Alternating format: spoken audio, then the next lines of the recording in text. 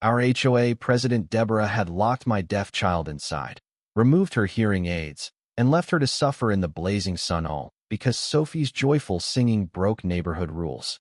Before watching the full story, comment below from where you're watching, and like and subscribe for more stories. I found my little Sophie inside a metal cage, burning under the scorching sun. Her tiny hands reached for me through the bars, her tear-streaked face red from crying in the heat. Her cochlear implants had been yanked off and tossed on the ground. At that moment, I wanted to strangle Deborah Whitaker. "Mommy, help!" Sophie sobbed. The mean lady said I was too noisy. She put me in the timeout cage. My 5-year-old daughter was born deaf. Her cochlear implants let her experience sound, but she sometimes couldn't gauge how loud her voice was when she got excited. Today, that excitement had made her a target. It all started this morning.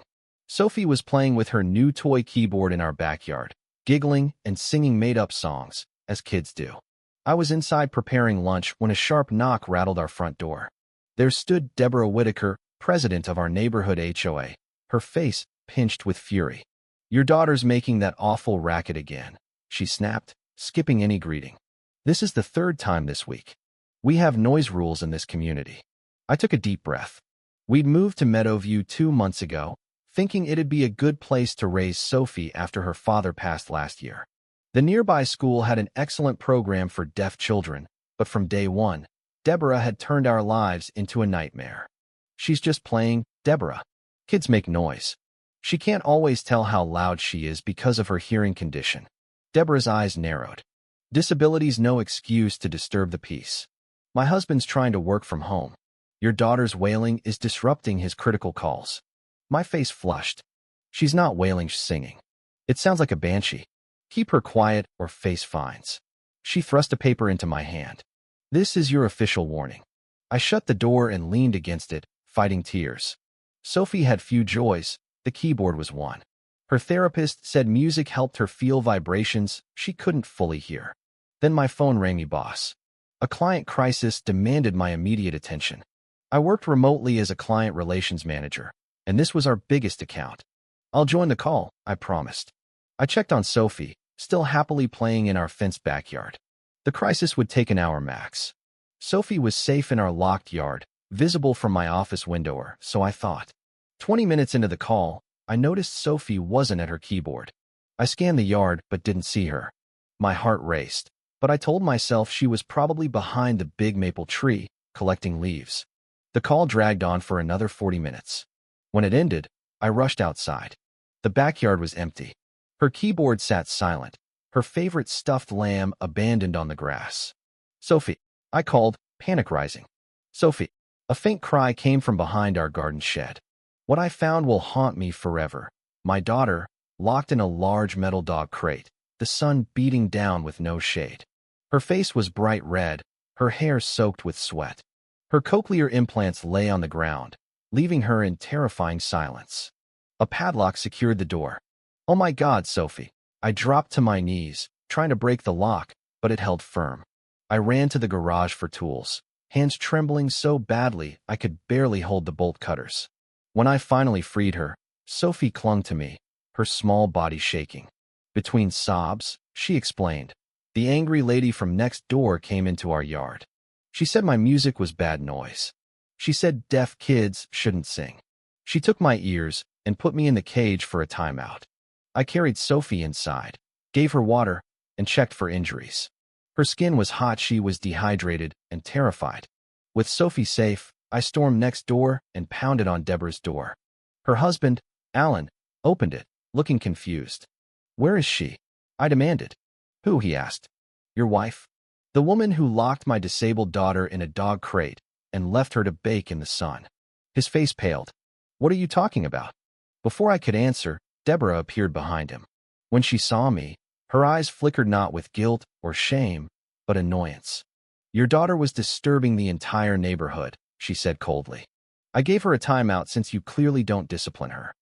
Alan stared at her, horrified. "Deborah, what did you do?" "Don't look at me like that, Alan. That child's been a nuisance since they moved in, always making those weird noises, that pathetic attempt at singing. Someone had to teach her consequences." I pulled out my phone. "The police are on their way. And you should know our security camera caught everything. Deborah's face blanched. You're lying. There's no camera. I showed her the app, clear footage of her entering our yard, approaching Sophie, cruelly removing her cochlear implants despite my daughter's frightened protests, forcing her into the crate, locking it, and walking away with a smug smile. The police arrived minutes later. After seeing Sophie's condition and the video, they arrested Deborah immediately. As they led her to the patrol car in handcuffs, she shouted. She was violating noise regulations. I was enforcing the rules. At the hospital, the doctor confirmed Sophie had heat exhaustion and dehydration. She could have died if left longer, he said quietly. The heat in that metal cage was unbearable. Those words shattered me. I held Sophie's hand as she slept in the hospital bed, hooked to 4 fluids, and wept not just for what happened, but for how close I'd come to losing her. I tried to be a good neighbor, to respect community rules, and my daughter had nearly paid the ultimate price. News spread through Meadowview like wildfire. By evening, families I barely knew were at the hospital with toys for Sophie, food for me, and unexpected support. We're so sorry, said an elderly man, Mr. Chun, from across the street. Deborah's bullied us for years, but this is monstrous. She threatened to fine me when my wife's ventilator was too loud at night, said a woman named Teresa, tears in her eyes. She was dying of emphysema, and Deborah complained about her breathing machine. More stories surfaced. Deborah had terrorized the neighborhood for years, finding a family for their autistic daughter's sensory swing, threatening an elderly man for planting unapproved roses to attract bees for his grandkids, even trying to ban a veteran from flying a POW flag because it was too bold. No one had stood up to her until now. Alan, Deborah's husband, visited the hospital the next day, looking broken. I had no idea she was capable of this, he said. We've been married 15 years, but I never really knew her. I've filed for divorce, and I'm selling the house. You'll never see us again. He handed me an envelope. It's not enough, but it should cover Sophie's medical bills and therapy. When Sophie was released, we returned home to find our neighbors had transformed our backyard. The spot where the crate had stood was now a vibrant music garden with wind chimes, a small waterproof keyboard, and vibrating sound pads Sophie could feel with her feet. A new, sturdy fence with a top-tier security system had been installed. The HOA board held an emergency meeting and voted to oust Deborah as president, electing Teresa in her place. She immediately pushed changes to make the neighborhood more inclusive for people with disabilities. But Sophie's wounds weren't so easily healed. She refused to play in the backyard alone and had nightmares of being trapped in silence. She grew scared of her cochlear implants, linking them to Deborah's cruelty. We started therapy with a specialist in trauma for deaf children. Through art and play, Sophie began to process what happened, and slowly, music became her medicine again. 3 months after the incident, Deborah's lawyer approached me about a plea deal. She'd plead guilty to lesser charges for a lighter sentence. No, I said firmly. She needs to face what she did to my daughter. The district attorney backed me fully. What she did wasn't just cruel, she told me. It was a hate crime against a child with a disability. We're going for the maximum penalty. The trial came 6 months after that horrific day. Sophie was stronger, though still healing. I had to testify, reliving every agonizing moment. When the security footage played in court, gasps filled the room. One juror, a father of young kids, openly cried. Deborah's defense was flimsy. She claimed she found Sophie wandering unsupervised and secured her for safety. The video obliterated that lie.